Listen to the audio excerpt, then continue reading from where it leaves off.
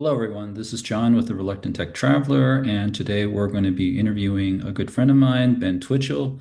Ben was a classmate at TC Williams that was 2 years ahead of me, and we haven't spoken in quite a long time since basically since graduation. We reconnected last year, and I was actually surprised to learn that he was actually in Taiwan, in Hualian, actually. With the interview, it was actually, we did the interview two times actually. The first interview, unfortunately, was done, but then the files were corrupted. And because of that, I pleaded with Ben to ask him if he would redo the interview, which he graciously accepted. So, with that, here's the interview with Ben Twitchell. Also, because this is a Taiwanese guy, I also need to do an introduction in Chinese. So please don't laugh at my Chinese. 大家好，这是 Reluctant Tech Traveler 的 John。今天我们要跟一个很好的高中同学 Ben Twitchell 聊。Ben 是一个美国毕业生，然后毕业了以后，他是学了中文在大学里，然后大学以后他在北京去读书，然后北京读书了以后，他去了台湾。当初他是去台北，然后呢。从台北他搬到花莲，然后在花莲这个30年左右，他都是开一个英文学校，所以谢谢你们来参加，然后呢，希望你可以听得懂我的中文。Thanks a lot. And here's the interview. Is the volume okay? Sorry? It looks Uh, fine. I like the background. You look very studious, so it's cool. Hello, everyone. This is okay. John with the Reluctant Tech Traveler, and I'm here with Ben Twitchell of King Arthur's English in Hualian, Taiwan. Actually, Ben and I did this interview once before, a few months back when I was in Japan, but I stupidly got the video file corrupted, and Ben was nice enough to basically meet with me again to do the interview. Hi, Ben. How's it going? Pretty good. So, Ben, I guess it's been, well, we've actually talked quite often, but since we met up last year, we haven't talked literally in like 30 years. I was just curious to know, I'm sure a lot of the other fellow people on Facebook would like to know your backstory. I mean, how did you end up in Taiwan from a Alexandria boy? Okay. So it's sort of a little bit of chance, luck, whatever. So in at TC, I studied French for 3.5 years. When I got to William and Mary, I needed 4 years of a language to get out of the language requirement. So I was off by half a semester, or off by one semester, sorry. A French. Um, of French. Okay. And I was not good at French. I did not think had talent with languages. So if I had to take a language, I decided to take a difficult language so that if I had to suffer, I wouldn't be the only one suffering. Somebody's gonna say hi. Say hi. Okay. Bye-bye. 你好. Um, and so I decided to take Chinese, and I looked at the things, and there was this interdisciplinary degree called East Asian Studies. Okay. So I looked at it, and that was like right up my alley. A little bit of this, a little bit of that. Um, that's the kind of person I am. I didn't want to focus on one thing, and this was a little bit of everything. So it was pretty good. Now, when you graduate from with a degree in East Asian Studies, job opportunities don't just like jump out at you. So I ended up in Taipei with Michael Homan. Some of your friends might know that. Other people will be like, who's that?" Um, and we lived together for like 3.5 years while we were both in Taipei, being little English teachers. And um, after 4 years, I decided to open my own school. I moved down to a smaller town, 5 minutes from the beach, 5 minutes from the mountains. It's really pretty here, and opened my own school. And very quickly, it was full and just cruised on from there. Cool. So I have to ask you, and I think we did not ask, I didn't ask you this during the last interview, but You said you weren't that great at French, so you decided to take a more difficult language. Were you okay with Chinese? Like you picked that up, but you couldn't pick French up, which is kind of No, I think out of like maybe there were like 20 people, two people dropped out. Maybe I was like number 17. I was like the second to worst person who actually uh finished the courses. Um and but maybe now maybe my Chinese is the best of all of them. I don't know. It's probably better than most for sure. well, if you lived in Um Taiwan for 20 years, I can yeah, understand. persistence. And I should point out that I actually don't do know Michael Holman, and I was terrified of him. He actually tackled me. He was actually the first person that I remember tackling me in my life. He just did it because he said, "Oh, I want to tackle you, John Chung." And I'm like, so, but yes, I'm glad to see that he's a good guy now. But back in TC, I was pretty terrified of him and Matt Elmore. So just for the record. Um, Okay.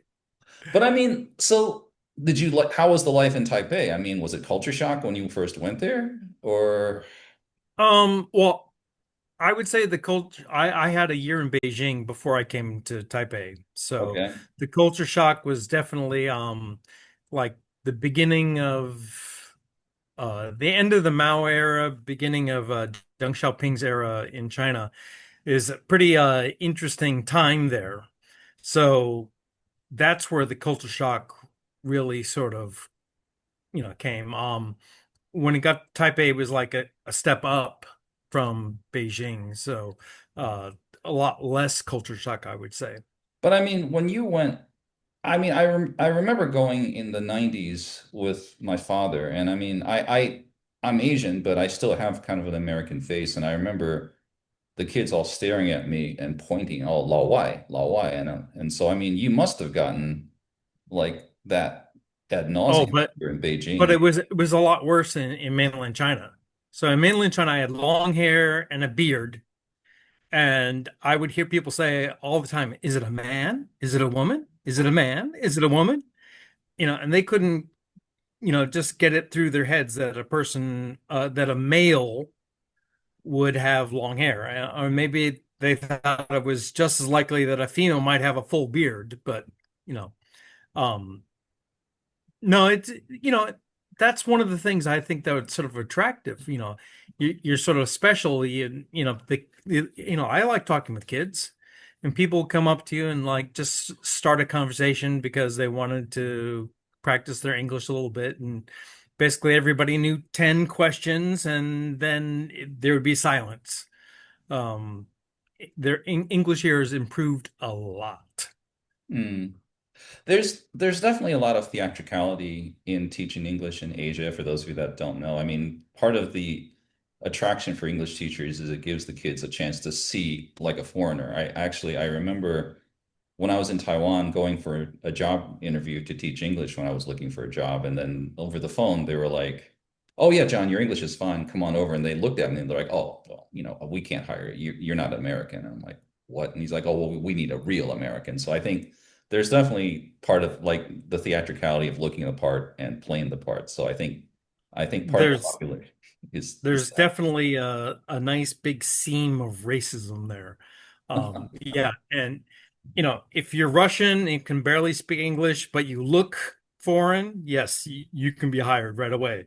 Whereas, I've had teachers, uh, for those of you, maybe you guys have never heard the expression of a banana, yellow on the outside, white on the inside. That's what they call Asian Americans here. I've Um, been called that. I know. yeah. So yes.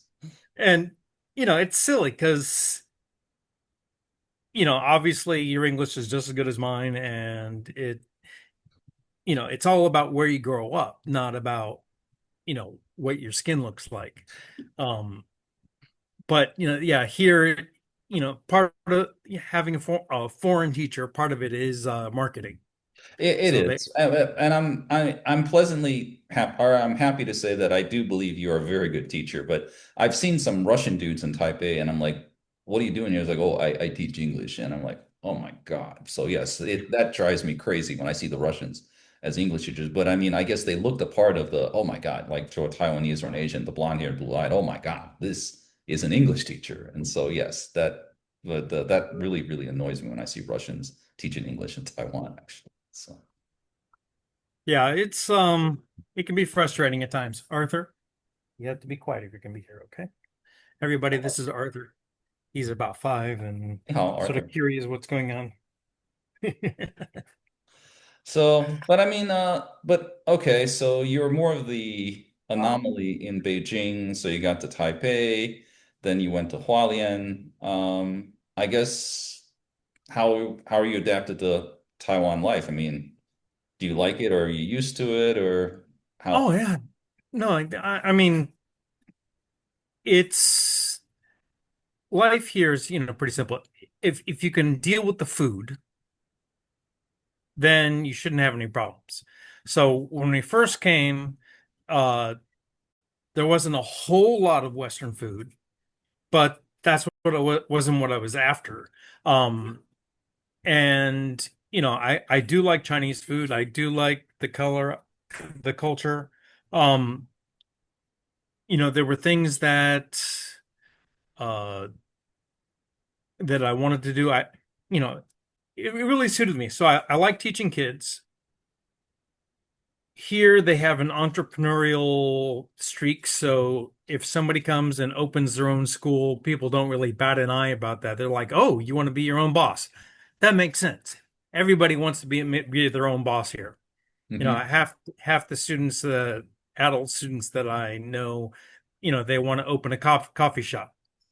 Um, just because they want to be their own boss. And so it was really easy to do that. I could also work on my Chinese, work on the cultural part. Obviously, love life was interesting. Met some nice people, got married a couple times, um, and ended up with little monkeys running around all over the place. Yeah, Cool. that's you. I'm glad to see that like things have worked out for you. But hey, Tada means his name is Arthur. Yeah. Okay. Hey, Arthur. Arthur can say hi, John. So he speaks English and Chinese or both? Both. Cool. All right. Yes. But I mean, and then so things are doing good. What's your long-term plans? I mean, like you're gonna stay in Taiwan or someday you want to come back to Alexandria? What's the goal? Um, no, I definitely stay here. I mean, I've paid into the system so much, and the healthcare here is quite good. And It is. as we get older, we're going to need it more. So, that's a big plus, a big plus. And here, life is calm. When I look back at America, it's just seems to be Especially right crazy now. right now. Yes, yes. And and if you're not crazy, it's making you crazy I because I think if you watch the news now, I mean, I can't watch news more than half an hour. If I turn on like CNN all day, it makes me crazy. So yes, I yeah, definitely no, agree with that. the sane people in the middle don't want to watch the news, but if the left is going after the right is going after the left, and the people that are stuck in the middle, you can't avoid it. I know. But yeah, at least Hawaii's you can say, well, we're going back to kingdom. I don't think they'll allow succession though is the problem. I think there is a movement to go to for like Hawaiian independence, but I don't think that's going to be allowed. I don't think once you get admitted, I don't think you're allowed to secede, unfortunately. So Yeah, if we let Texas succeed, there's going to be a lot of problems solved. No, seriously. I agree, but I don't think it's possible in the current climate. I think with the Well, they rap, want to too. not with the current government. I think they like it. So I mean, if a Democrat comes to office, then maybe that's more likely. True. So yeah. All right. So that's cool. But I mean, out of everything as an American in Taiwan, what's the first thing you want to eat when you go back to America that you can't eat in Taiwan? Ooh, I think I just like going to the supermarket, and there are various things there that I'd prefer to cook myself. In terms of like going out to a restaurant, no, we can get everything here. So can My you, I, I mean, and my Taiwanese friends are going to be shocked when I say this. I love Taiwanese food, but I can't eat it every day. I guess it shows I can eat American food every day, but I can't eat Taiwanese food. I mean, do you guys eat American food or Taiwanese food 每天吗 Okay, every day or no? so I cook about 90% of my own food, and yeah, it's not it's I eat Taiwanese food very seldomly because, well, just because I'm cook I have gout, so I cook my own food. I Oh, don't want to the some of the oil that they use here is made from soybeans, so I try to avoid that. Um okay. no, but I there's nothing that I don't like here. I don't think I would want to eat it every day, but I wouldn't, even when I'm in America, I usually cook my own food anyway. I So, didn't realize you had gout, Ben. I'm sorry I took you to get steak. You should have told me we could have gotten something a little bit lighter last then. We went to Ruth's Chris Steakhouse last time, and so I feel bad now that you oh went. no, that was perfect. No, that was great. No, I steak is fine. Seafood is the only problem. Really? And organs, if we're not going out for liver, it's okay. Which they The eat quite a bit of in Taiwan, so I should point out. So, all right. Yeah. But I mean, all right, so you're doing the English thing, you're in Hualian, and then I guess what's your typical day? You're doing more administration at the school, or are you actually actively teaching the students every day in what's your Okay, so I'm like the number one main teacher. That's almost what I do. So from 9 till 12, I'm teaching kindergarten kids, okay? with a half an hour break in there, usually the 4 to 5 year olds and then the 5 to 6 year olds. And my forte is that I'm able to teach them how to read. So when they get to the first grade, they're already reading at the third or fourth grade level. That's awesome. Um, yeah, no, it's that's my thing. And obviously when they're at school, they're always speaking English, so their English gets much better than the average bears, the average cubs, because in Taiwan, they don't say anything at all. So being able to speak at a decent level and then also being able to read it basically doubles the English environment. So when they're with their friends, they're speaking English, listening to English, and then because they can read and we sort of require them to read lots and lots of books, short books. Um sorry, these little submarine coming. Hey, bye. Sorry about that. No, Hey, it's it's okay. and then when they get older, because they can already read very well, then we explain the grammar and try and look for a little bit closer to I don't want to say perfect English, but grammatically correct English. Yeah, Um it's really strange. I mean, we're coming at this from the point of view of Americans, so let me be upfront. Like you and I are Americans, but yeah. I took Japanese in Taiwan, and they always said my Japanese sucked in Taiwan. But when I went to Japan, I could speak it. And they basically but the way they teach education in Taiwan, they basically concentrate on the grammar, like literally for the first 2 years. They'll just tell you, like, okay, these are the conjugations for the word go, and then they don't give you a chance to use it. So you're basically memorizing all these different tenses, but then they don't actually practice. And it's the same with Japanese as well. So like the students are great at memorizing all these like forms, but then they can't speak it. I mean, but the tests are all like basically are all these grammar test questions, which I could never pass. So, but I mean, I guess that's the Asian, or I should point, I mean, Actually, it's probably the education style in East Asia. They just make you memorize without really getting a chance to use it. And I never understood why. I'm going to take a little guess at that. In Taiwan, when the kids show up at school, their spoken Chinese is already pretty good. Yeah, So it's only about teaching them the grammar and the writing. And so I that's the understand. focus of what they learned. That's how they learned when they were kids.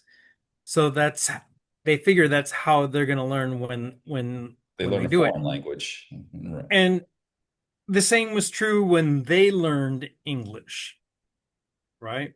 So it started way back. They're making the same mistakes.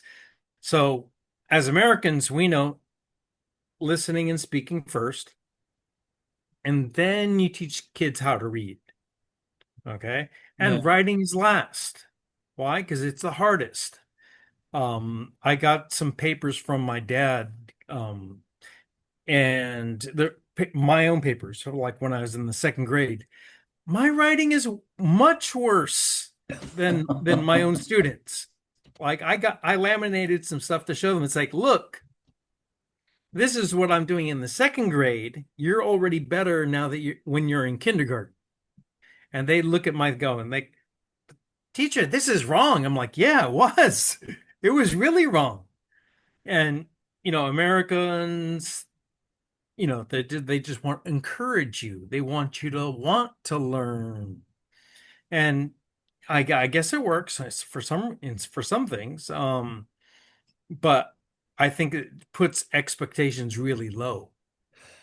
It, you know, for my mom, who passed away in 2022, like she lived in America literally for the last 40 years of her life. And her English was, I mean, I love the woman, but her English was terrible. And there were many times when my brother and I tried to get her to speak English, but she was so hung up on the grammar style and like and that she couldn't, and I think she just was too conscious of like getting it wrong to speak it. And then one of the Taiwanese friends that I had told me at one point that like Asians are basically there's this mentality in Asia that if you can't do something right, you shouldn't do it, which is, and there's no way you're going to speak a language right initially. You're going to suck at it. But Yeah. because there's this barrier, I don't want to do it wrong, so they don't do it. So as a consequence, they never get better. Whereas I think in America, they tend to, if you fuck it up and people understand it, it's fine. Just speak it and we'll figure it out. But I just think that Asians have a harder time with like doing something half-ass, which we Americans excel at. Maybe. Yeah, try and try again, right? Yeah, but I just don't think they understand that. I mean, I think they want to get it right the first time, and so Yeah. they can't. And So yeah, one of the really important lessons that I try and tell the kids is like, you're gonna make mistakes, and it doesn't matter. You're gonna make mistakes. You already made mistakes. It's like Miyamoto Musashi. He wrote a book of the Book of Five Rings, and the last section is the void. And when he was going into battle, he would say, when I go into battle, I think I'm already dead. And if you go into battle thinking you're already dead, you don't fear death. And if you don't fear death, you're going to be a better warrior. that's kind of the Bushido mentality of the samurai. Yeah. Oh Yeah, no, he's like the father of you know, Bushido philosophy.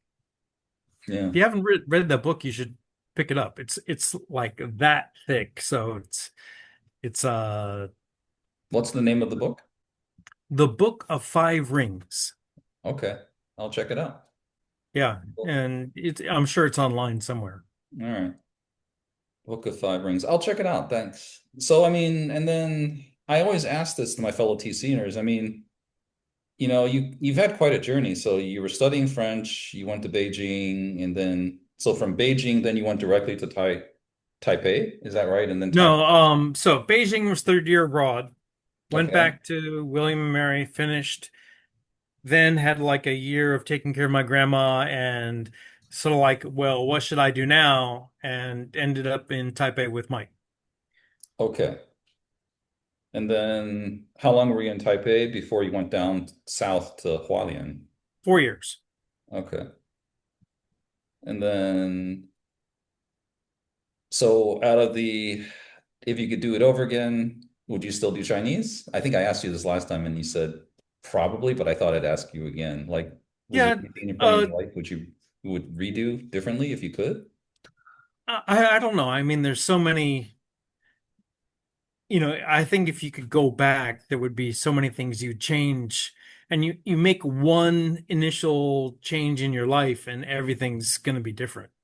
So let's say I go back and go, oh, three and a half, 3.5 years of French. If I finish that last semester, then I don't have a language requirement.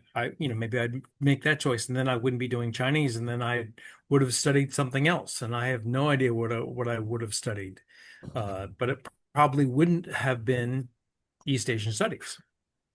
I You're didn't go studying French? knowing. When you were studying French, did you have did you have any idea what you wanted to do? Like, did you want to go to Europe or? Okay, no, when that was just to get a language, right? Go to college, you need a language. That was the point. I Mhm. probably should have done Spanish because it would have been a hell of a lot easier.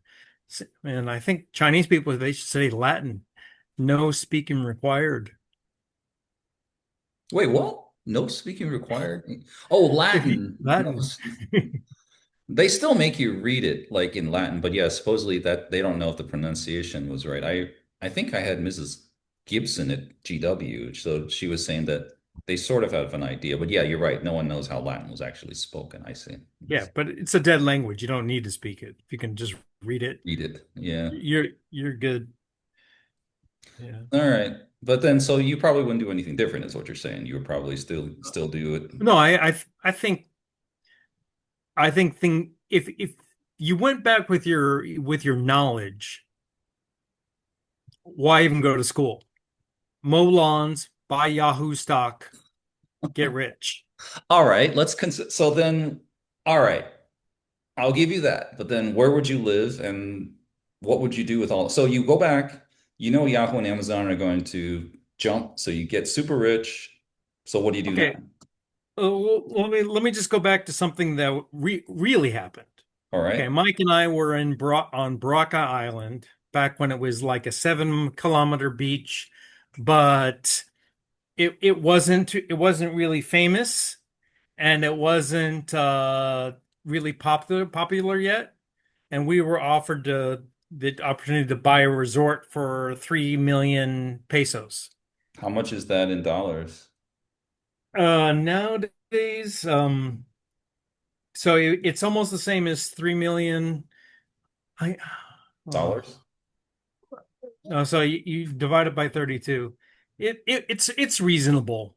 Oh, 3 million. Okay. Then that's like that's like 10,000 or something like that, or 100,000. I would need to Okay. use math. But yeah, we could have done that, and Mike and I, we could have lived on the beach, and we'd be rich people right now because that place took off.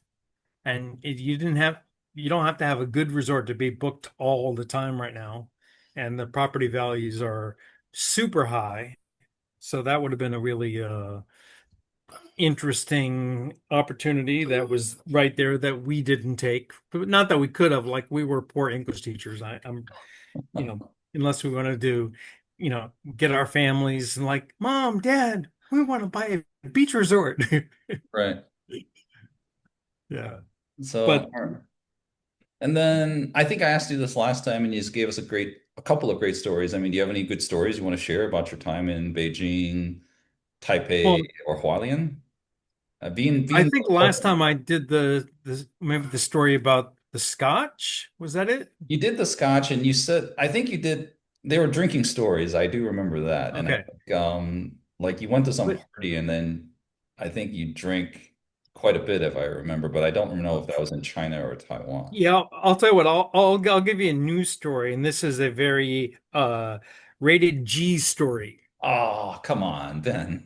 Oh no, no, this one's funny. All right. You'll like this. Okay, so I was in a VHS video shop trying to pick out a movie to watch for the night. Where in China, maybe? Just in a this was in Hualian, Okay. and it was at a video store, just cruising through, Goodfellas, The Godfather, lots of titles, and I'm walking around, and this kid is just he's sort of like kneeling on the ground. He's looking at something, but he looks up at me, and he keeps eyeballing me, and I'm looking around, and he keeps watching me, and I'm like, "Hi." He's like, "You're Japanese, aren't you?" And I go, "Why, yes, I am. How did you know?" Because And you spoke in Chinese or in English? yes, in Chinese. 你是日本人 Um, Okay. and he goes, "Because all Japanese people are blonde." What? That's why it's a funny story. Are there, I mean, for those of you that don't know, Hualien is literally the sticks of Taiwan. It's kind of like, I don't know, it's kind of like living in the middle of Oklahoma in the US. And so, I mean, are there a lot of white people in Hualien right now, or are you No, the only guy? not a lot. So when I that at that time, I would say there were about 10 foreign English teachers and maybe some missionaries, Okay. um, but probably not more than 20 Americans. And what about And now? Are there a lot of like a lot of oh yeah, mu much more now.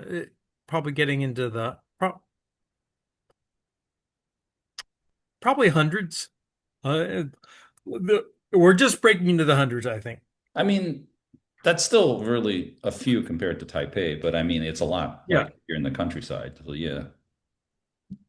And Yeah, no, it's not a lot, and the people could get confused. I was just curious, like how he ended up here, right? focused that all Japanese people are blonde, and it's probably he's watching MTV or something, and watching Japanese videos. So Or I have to ask you this. Like when I walk into a McDonald's in Taiwan, because of the way I look, they don't know how to approach. They sometimes I'll get asked in English and sometimes they'll ask me in Chinese, but it's really, really still. It's kind of like they're not sure about like when you walk into a shop in Hualien and they don't know you, do they immediately start thinking, oh, this guy is not going to speak Chinese and speaks to you in English, or will they start well, with Chinese?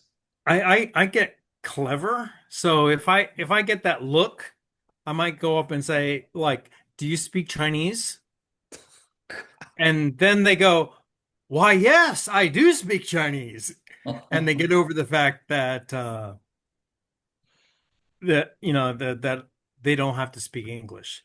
And I've walked in McDonald's, and the counter girl runs off and gets the manager, and the manager comes up and says, "Hi, may I help you?" Yeah. And say, "Yeah, we got our 好餐, 谢谢." And he just looks at her like, "You pulled me out here for nothing." Because they don't try sometimes. Well, I think, but again, I mean, they have this thing known as the Gaijin bubble in Japan, where like I don't know if you've heard of this, but like you could have a packed train, literally, packed like a sardine can, but then if a foreigner walks in, there'll be this great big space around the foreigner. And for the longest time, like we Gaijin didn't know why. And then finally we asked a Japanese person and said, look, why are you scared to sit next to the foreigners? And then the Japanese guy replied like bluntly, because we're scared you're going to talk to us. That literally is they're just afraid. And then if you speak to them, like they just figured if a foreigner speaks to you in English, they have to reply in English, and they're like terrified of having to reply back. Yeah. So It's like being called on in class. Hey, say hi. you know, and Yeah, so I know. but I You, mean, so I'm glad you navigate that well. And that's a cool response to go in and show 你说不说中文. And so that yeah. is kind of cool.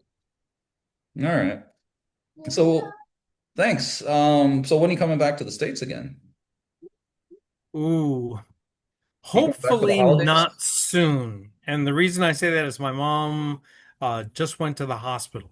Oh, I'm If sorry. I'm going back soon, it's not going to be for a good reason. Otherwise, June, 100% June. I always going back and visit her in June. Okay, cool. I hope she's all right, Ben. Well, we'll see. She's 88, so you know, it's not unexpected. Yeah.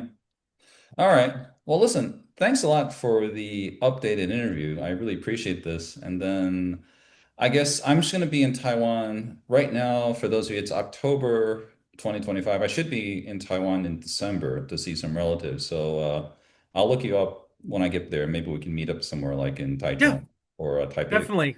And I have lots of time right now, so it's a good time. All right, cool. Thanks, Ben. I appreciate it. See ya. No problem. Okay, bye. Cheers. Bye.